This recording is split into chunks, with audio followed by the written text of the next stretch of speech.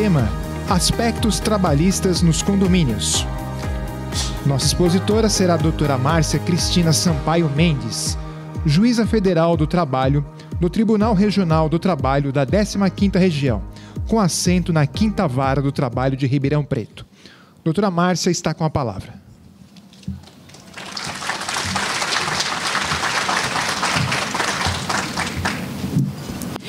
Boa tarde a todas e a todos.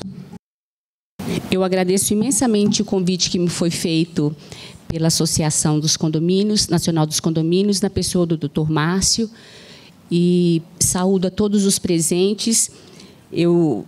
Esse Congresso Nacional eu entendo como sendo de infinita importância, porque em tempos de complexidade social, os litígios também são muito complexos e só se formando, só estudando, só se preparando é que nós conseguiremos, sob qualquer aspecto que o condomínio for analisado, conseguiremos enfrentar os desafios tão complexos quanto a sociedade.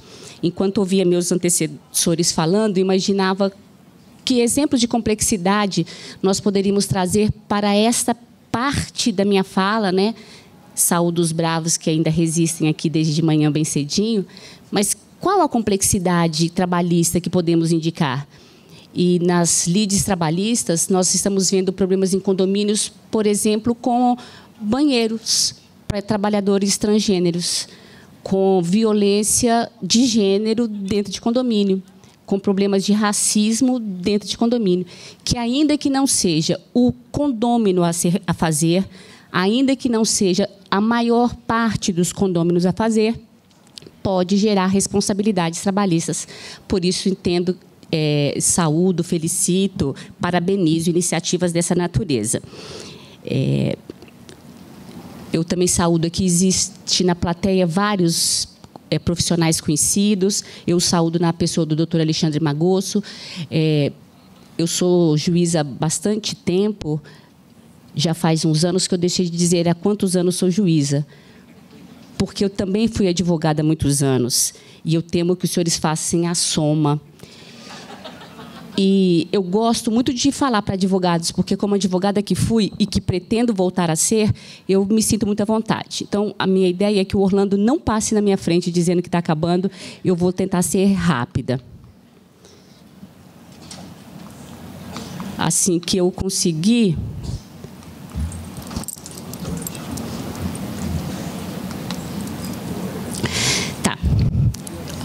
Muito se discute sobre quem será efetivamente responsável por eventuais créditos de natureza trabalhista e previdenciária nessa relação empregatícia que envolve o condomínio, dado que o condomínio ele é uma ficção jurídica, né? E nós vamos aqui falar, estamos aqui falando para advogados, é uma ficção jurídica,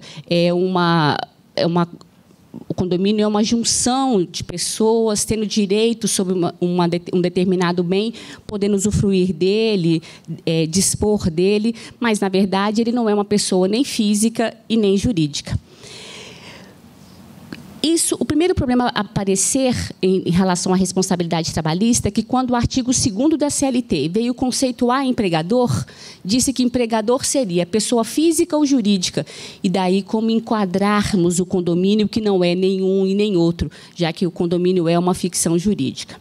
Quem resolve isso para nós, no sentido de não ser empregador, nenhum dos 32, 26, 4 condôminos, quem inclui o condomínio nesse rol do artigo 2º da CLT, que não prevê expressamente, já que fala apenas de pessoa física ou jurídica, é o conceito doutrinário.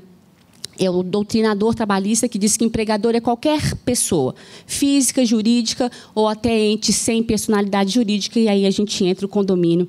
Isso é muito importante, isso vai resvalar de uma importância imensa na hora da execução que se faz quando o condomínio. Então, quem é que vai responder? Embora ele não tenha personalidade jurídica, ele é uma ficção criada, apto, portanto, a ser empregador na forma do que se constituiu do ponto de vista doutrinário. Então, condomínio é essa ficção jurídica que se faz. Eu vou abrir aqui também no meu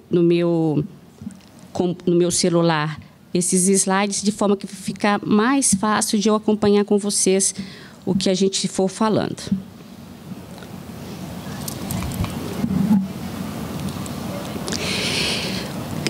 Outro problema a ser levantado é como é que o condomínio se faz representar num processo trabalhista. O 843 da CLT tem uma regra expressa que o empregado precisa ir pessoalmente. A regra é o princípio da imprescindibilidade da presença das partes, mas o condomínio não existe, nem pessoa jurídica é. Daí, nós nos valemos do artigo 1342 do Código Civil e o condomínio é representado pelo síndico. Nasce daí outro problema da natureza trabalhista. Esse síndico, qual que é a relação jurídica? Bom, o síndico vai representar não só na audiência, em todo o processo, e vai representar o condomínio também em situações extrajudiciais. O síndico vai representar o condomínio em situações processuais, extraprocessuais também. A importância desse quesito em reclamatórias trabalhistas é que o síndico pode ser um síndico orgânico. Uma das possibilidades da sindicância é ele ser orgânico, ser um morador. E daí ele é uma pessoa nomeada, eleita, através de uma assembleia, com mandato definido, início, meio e fim. Há uma quantidade muito grande de problemas, de imbróglios processuais na Justiça do Trabalho, em que esse mandato do síndico não é renovado ou não é observado. Então, nomeações de preposto, outorga de procurações a advogados por síndicos cujo mandato não está mais vigente, ou que no curso do processo trabalhista não se verificou que o mandato havia terminado. Então, do ponto de vista do processo trabalhista, eu lhes trago alguma jurisprudência, vou deixar o material à disposição, mas é muito importante saber que o síndico orgânico ou morador, ele é o longa-manos do condomínio por tempo determinado. E se eu me vanglorio e sou muito orgulhosa de dizer que o processo na Justiça do Trabalho, segundo o CNJ, dura cerca de 1/3 da duração de um processo na Justiça Estadual, ainda assim, ele costuma durar mais do que o mandato de um síndico. Então, é muito importante se verificar se o síndico que nomeou o preposto para a primeira audiência ainda tem mandato vigente para que esse preposto siga atuando no processo. Qual que é o efeito de um síndico nomear um preposto quando esse mandato não está mais em vigor? A ausência da parte. E já lhes falei do princípio do 843 da CLT, que é da imprescindibilidade da parte na audiência trabalhista. O condomínio é empregador, portanto, o efeito é a revelia ou a confissão. Então, eu lhes trago aí jurisprudências, vou deixar o material com vocês. Se é um síndico orgânico, é aquele sujeito que ninguém mais quis aceitar a tarefa, é aquele sujeito que não teve coragem de dizer não e a gente nomeou o síndico orgânico. Em relação a essa pessoa, ele é um morador. Ele não pode ser, portanto, via de regra, receber ordens dos demais condôminos. Outro problema bastante ocorrente nesses alguns anos de magistratura que tenho é o síndico vir buscar em juízo o vínculo de emprego. Não há proibição. O artigo 3º não proíbe que o síndico seja empregador. O artigo 3º obriga o juiz que, se verificados os requisitos do artigo 3º, o juiz tem que reconhecer o vínculo. Não há impedimento para que eu reconheça o síndico orgânico também empregado dos outros demais condôminos. A importância é que ele é um alter ego, um longa-manos dos demais, mas em igualdade de condições. Em decisão de primeira instância, confirmada na segunda, há cerca de uns 5 anos, nós temos decisão da Justiça do Trabalho confirmando o vínculo, porque, para além de morador, um síndico orgânico recebia ordens, era tratado com todos os elementos do artigo 3º. E o fato dele ser orgânico não proíbe. Como não proíbe que meu filho, se eu tivesse um filho, fosse meu empregado. Que meu pai, se eu tivesse um pai, fosse meu empregado. Não há proibição, não há veto.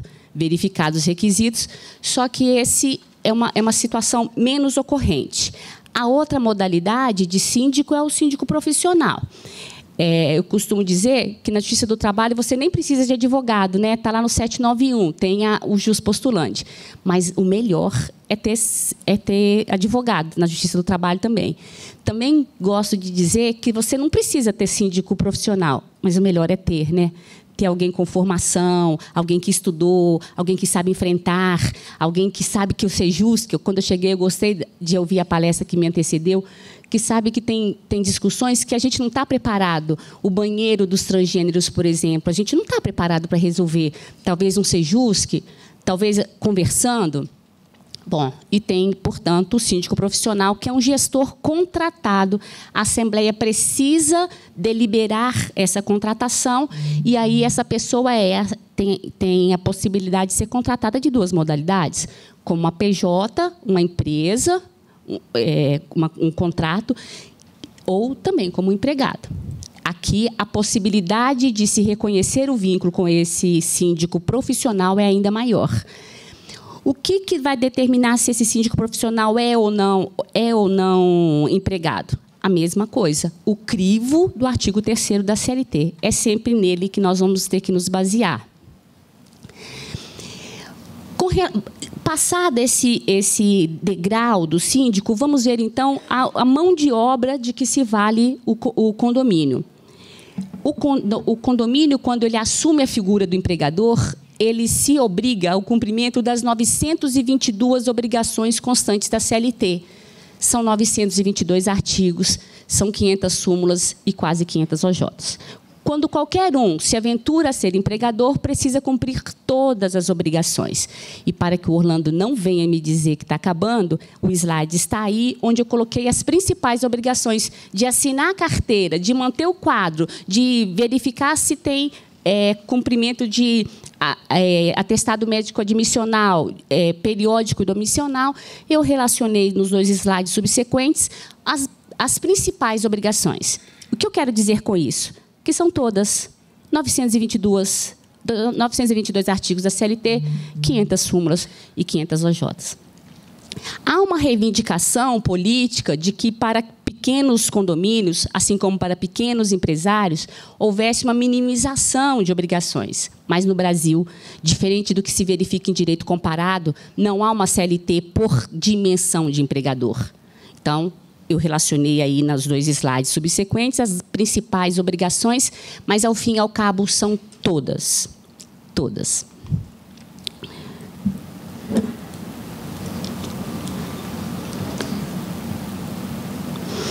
No que tange ao regime tributário atribuível ao condomínio, de novo, ainda que nós possamos estar falando de condomínio de 4 apartamentos, de 3 lojas, de 4 lojas, em razão da natureza jurídica do condomínio não se equiparar a uma PJ, ele não pode aderir ao Simples, né, que é aquela modalidade de recolhimento unitário dos tributos, mais simplificada. O fato é que ele não pode. E, não podendo, ele se submete ao regime tributário de qualquer empresa do ponto de vista de legislação trabalhista. Então, ele precisa recolher o INSS do empregado, recolher o fundo de garantia, todas as obrigações. Queria fazer com vocês as principais modalidades possíveis e lícitas de contratação de mão de obra pelo condomínio. São várias. Eu aqui tentei eleger 4 das mais ocorrentes. Primeiro, a contratação clássica. E a cada uma que eu lhes apresento, eu vou tentar lhes mostrar vantagens e desvantagens. De uma maneira sucinta, espero trazer a vocês reflexões para vocês pensarem nesses 20 anos de magistratura. O que eu penso que são vantagens e desvantagens das modalidades de contratação? É que eu era juiz-aprendiz.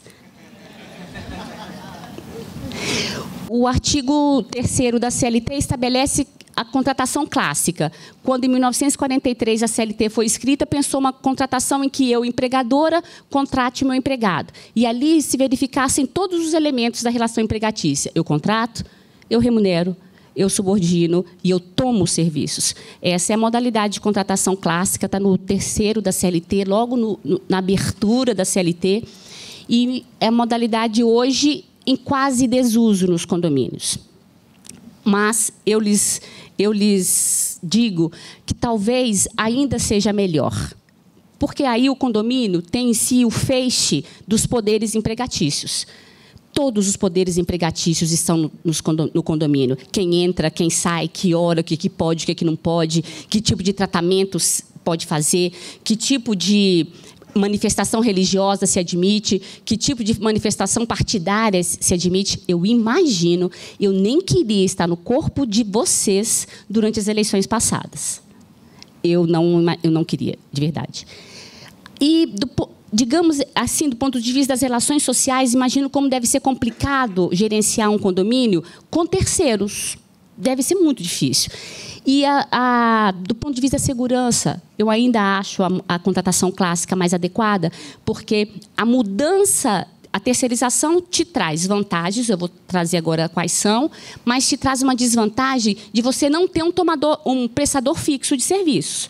Porque todo mundo aqui, eu estou diante de uma plateia seleta, todo mundo sabe que se você escolher o Zé da Silva para cuidar do seu jardim, essa terceirização é ilícita, né? Porque a desvantagem maior da terceirização é que eu não posso escolher o Zé da Silva. Eu escolho um jardineiro, mas eu não posso escolher o Zé da Silva. E quando eu coloco qualquer pessoa dentro do meu condomínio, no condomínio residencial, que a pessoa escolheu morar no condomínio por questão de segurança, eu estou tirando dela o que ela veio buscar no condomínio, que é segurança. Eu não tenho aquele elo com o meu empregado. Cada dia é um, e aí a possibilidade... Eu não estou... Isso não é terrorismo, isso não é assustar, é uma circunstância estatística. Pode ser que nós estejamos colocando dentro dos condomínios, submetendo os condôminos à situação menos segura. E eu tenho, nessa contratação clássica, todos os poderes empregatícios. Um anseio muito antigo dos empresários era, às vezes, eu não preciso de um empregado todo o tempo, 8 horas por dia, 7 dias por semana, 12 meses por ano. E daí, desde 2017, com a Lei 13.467, nasce a figura do contrato intermitente, 443A. Agora, então, eu posso contratar, ainda dentro do condomínio, intermitente. Um contrato mais barato, mais facilitado, onde eu, trazendo a experiência dos Estados Unidos e do Canadá, eu aplico o contrato full-time, part-time, onde eu não preciso contratar por todo o período. A terceirização eu não ouso dizer o percentual, que tenho certeza que você sabe mais do que eu, quantos trabalhadores terceirizados os condomínios admitem, mas, empiricamente, eu sei que é a maior quantidade. Eu posso lhes dizer que, da minha pauta de audiências, mais de 30% é de ações trabalhistas decorrentes, direta ou diretamente, da terceirização. O que eu posso te dizer com certeza? A terceirização só foi admitida, e mesmo assim de maneira parca, no Brasil, em 1974. Imagina, a CLT é de 43. O que nós podemos extrair disso? Que é indisfarçável, é indiscutível. O direito do trabalho olha a terceirização com olhos refratários. Se ele se modula, o direito do trabalho se modula como direito social protetivo ao empregado, a terceirização é uma modalidade de relação jurídica que desprotege o empregado. Então, qualquer problema na terceirização, o judiciário trabalhista vai olhar com olhares refratários. Na dúvida, vai proteger o empregado. Eu trouxe aí para vocês alguns cuidados. Bom, se 30% das minhas ações, das minhas audiências, são de empresas que são de ações, processos que envolvem terceirização, quer dizer que uma grande parte das empresas de terceirização desapareceram sem pagar as dívidas trabalhistas. E aí eu relaciono nesses slides para vocês 5 procedimentos que, fosse eu, advogada de condomínio, cuidaria para que meu cliente fizesse naquela atuação preventiva de advogado, né? Quais seriam esses cuidados que eu tentaria? Primeiro, avaliar garantias que a empresa que o contrato está fazendo, pesquisar a reputação da empresa, verificar certidões negativas e fiscalizar, exigindo mensalmente a comprovação do contrato. E mais, penso que na terceirização o condomínio tem que estar disposto ao menor sinal de dar errado, assumir o contrato, desfazer o contrato e assumir os contratos de emprego. Porque eu trouxe aí também mais uma sugestão, porque a legislação foi bastante alterada em 2017, tirando vários entraves para terceirização. Por exemplo, você agora pode terceirizar qualquer modalidade de serviço, mas eu trouxe aí para vocês os requisitos para que seja válido essa relação jurídica trilateral e não triangular. Primeiro, o legislador, em 2017, vinculou a validade de uma empresa prestadora de serviço a um certo capital social, dependendo da quantidade de empregados que ela tenha. A ideia era evitar que essa empresa desaparecesse só quebrando o chip do celular e jogando no rio. Já que essa empresa não produz, era fácil ela fazer isso. Quebrava o chip, ela não tem máquina, ela não tem produtos para desaparecer, ela só quebrava o chip e desaparecia. Então, agora a CLT vem exigindo, a lei da terceirização vem exigindo que ela demonstre. No meu sentir, seria necessário que, bom, não adianta, evidentemente, inserir no contrato uma cláusula que desobrigue o tomador do serviço, porque a 331, a súmula 331, não admite essa desoneração. Qual que é o objetivo de inserir essa cláusula num acordo, num contrato? O objetivo é você discutir essa cláusula noutro foro. Ela é inoperante na área trabalhista, mas você pode discutir na Justiça Estadual, se a empresa de terceirização ainda existir. A sugestão como magistrada é fiscalizar mensalmente e, ao menor sinal de descumprimento, romper o contrato e assumir sozinho. É um risco que se dá da terceirização. E segunda sugestão, que eu gostei muito de ver num contrato recente, é a empresa que contrata fazer um fundo. Um fundo que você pode chamar de qualquer coisa, mas a empresa terceirizada contratada deposita mensalmente parte da folha de pagamento e fica no fundo, depositado no fundo, porque, ao fim e ao cabo, se ela não pagar as obrigações, vai sair do seu bolso o condomínio.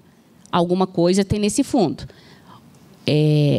Se ela pagar e cumprir integralmente o contrato, você devolve, evidentemente. Não estamos aqui falando de apropriar-se de valores que não são dos condomínios. Mas eu gostei muito dessa criação de fundo. Você chame do que quiser, pode chamar de deu ruim, pode chamar de qualquer coisa.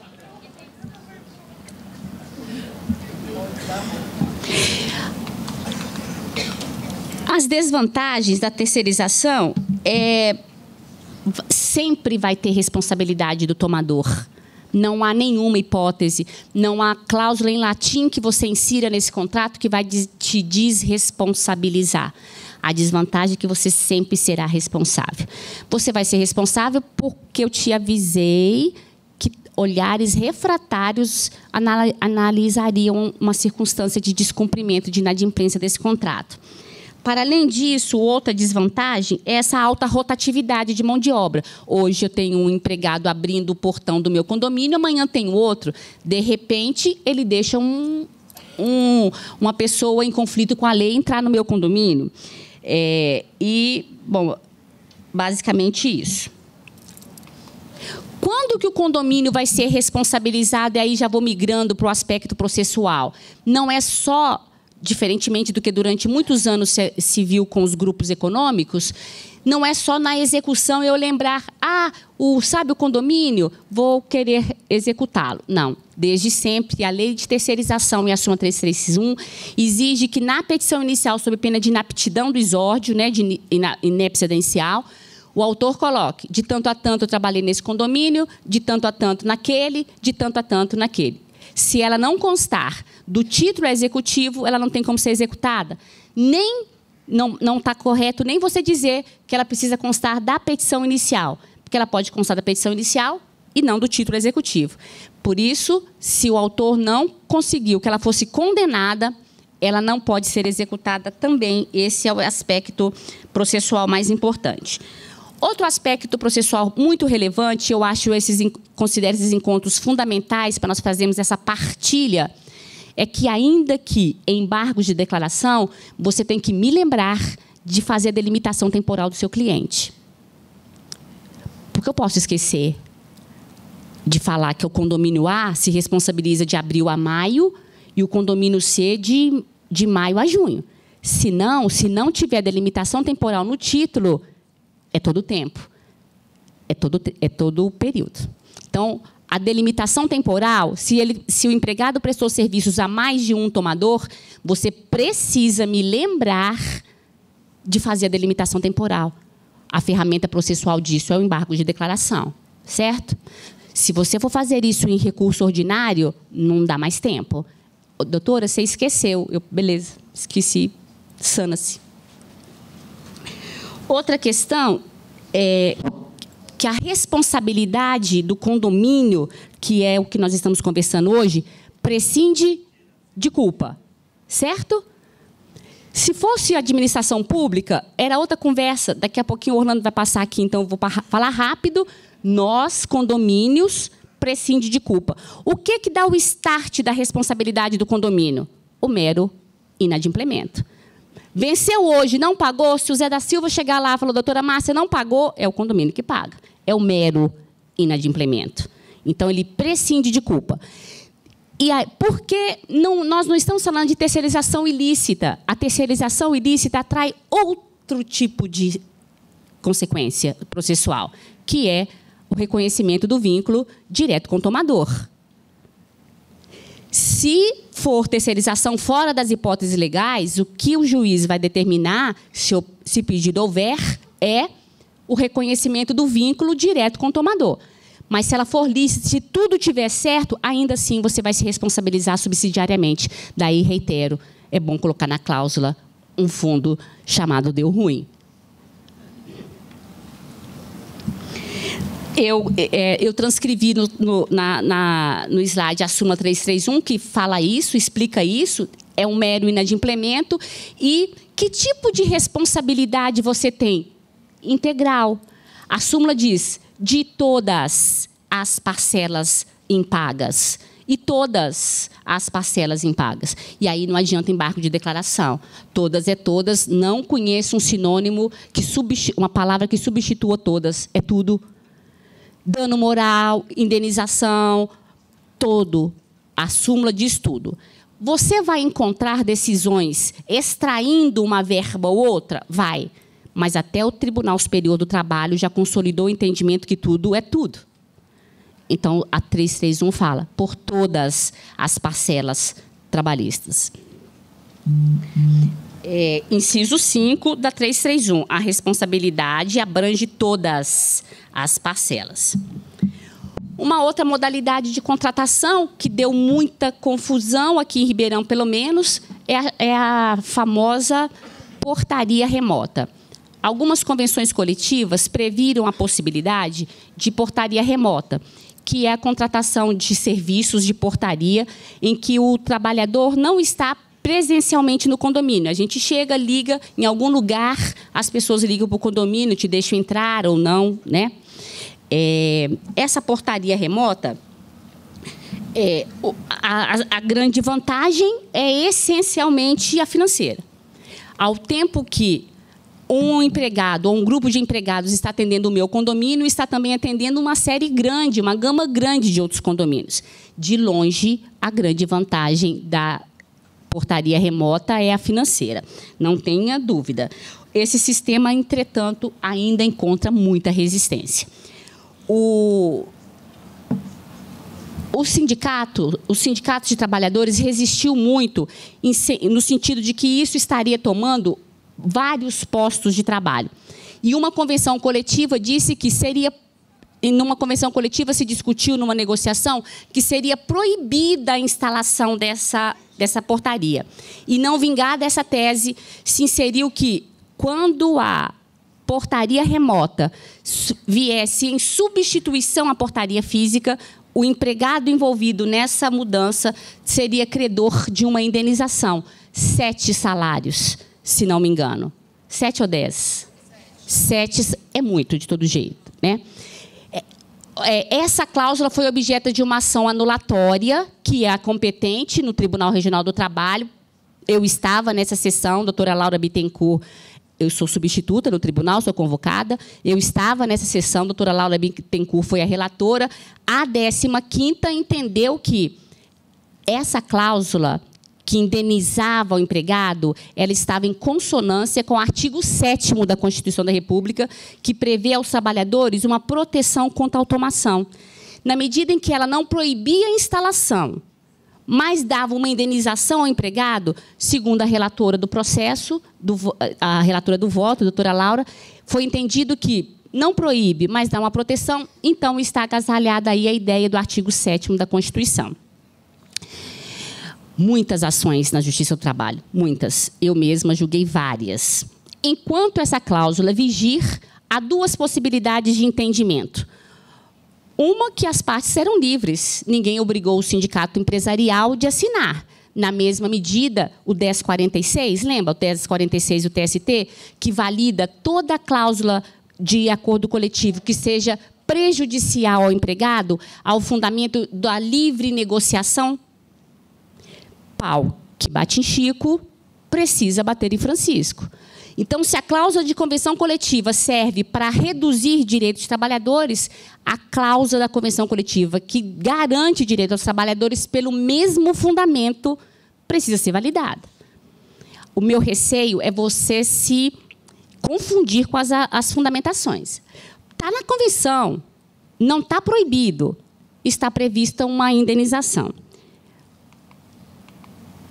É uma cláusula controvertida, eu trago aí a posição do TRT, mas o TST entendeu que era acolher o pedido da ação rescisória. Nós estamos falando de uma rescisória, desculpa, anulatória. O TST acolheu o pedido da ação anulatória e declarou que essa cláusula era, em parte, nula.